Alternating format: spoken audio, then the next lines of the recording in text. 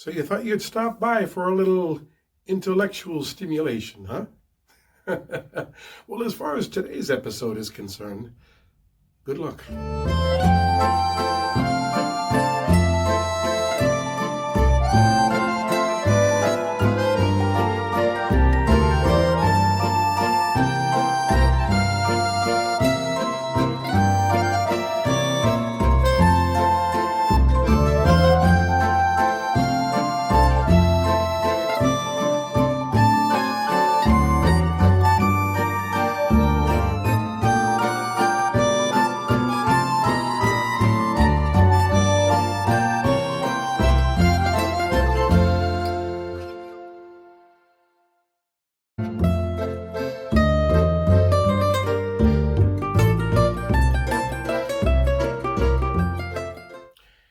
Sometimes we say the most stupidest things, take the most ridiculous chances, or do the most stupidest things.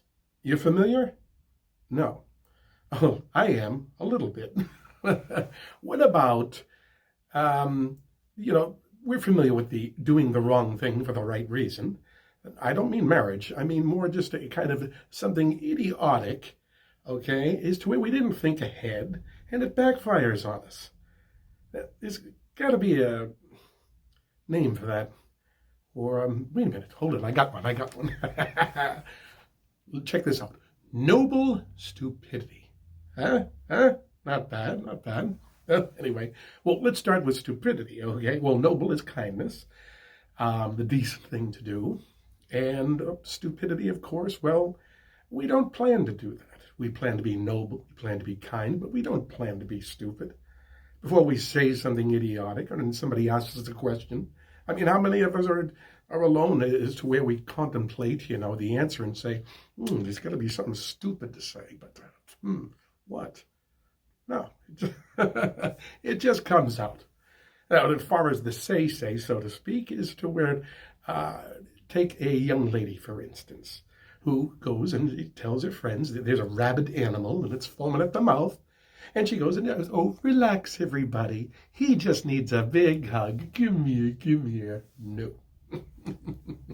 Or when a guy says to his girlfriend that he needs to break up with, but he's trying to be kind with her, he just doesn't know how to execute it. Well, he does indeed execute it, but more of this type of mannerism.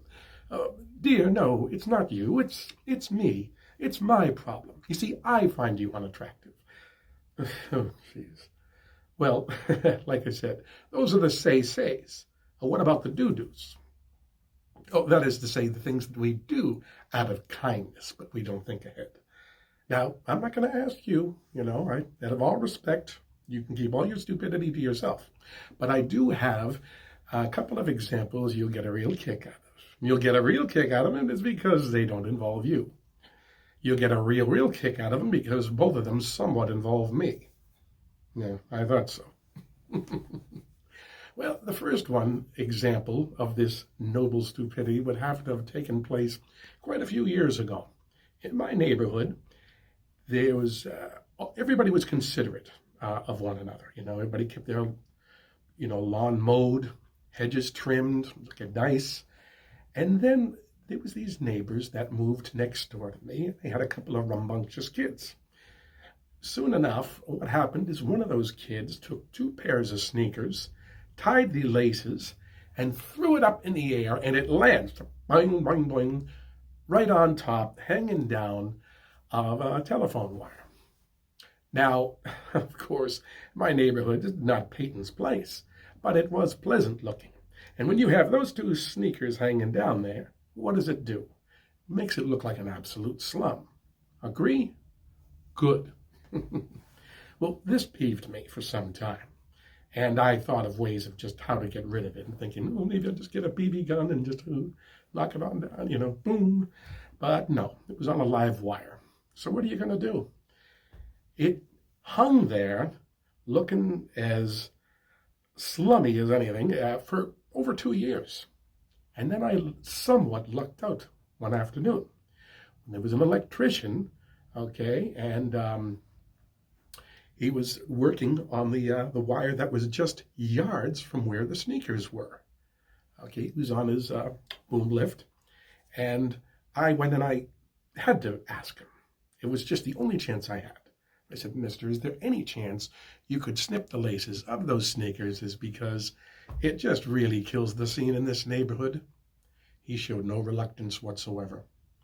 He went and he goes and he's dangling with it. I don't know. I just said, why don't you just snip it?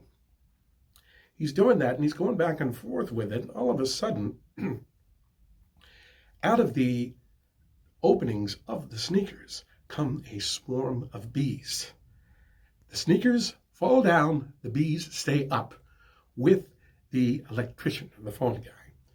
He gets stung 4 in the face, 2 on the neck, and he's literally, I felt so bad for him.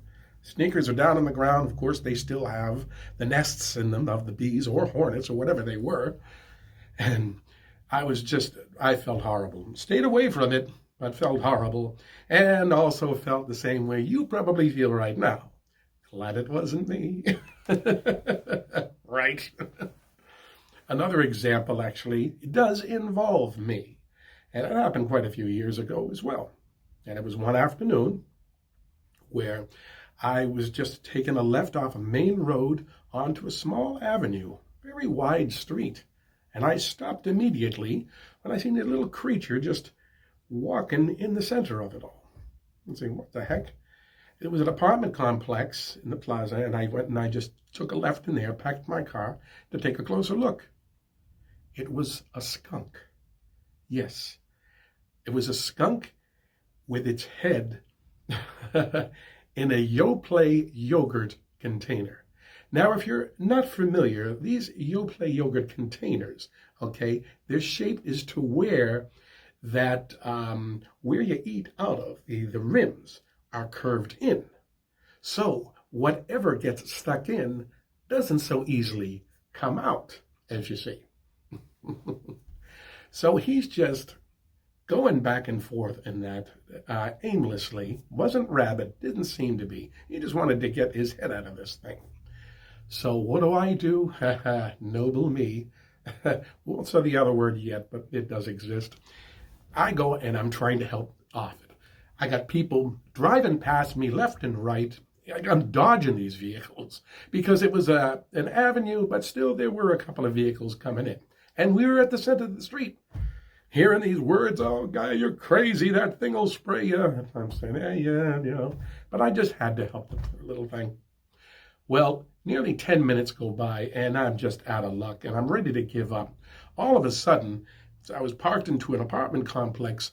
Some woman comes out, and ever so appreciative, with a blanket, she tosses it on the skunk, and we go and we patent down a square where it can't move. Now that is what.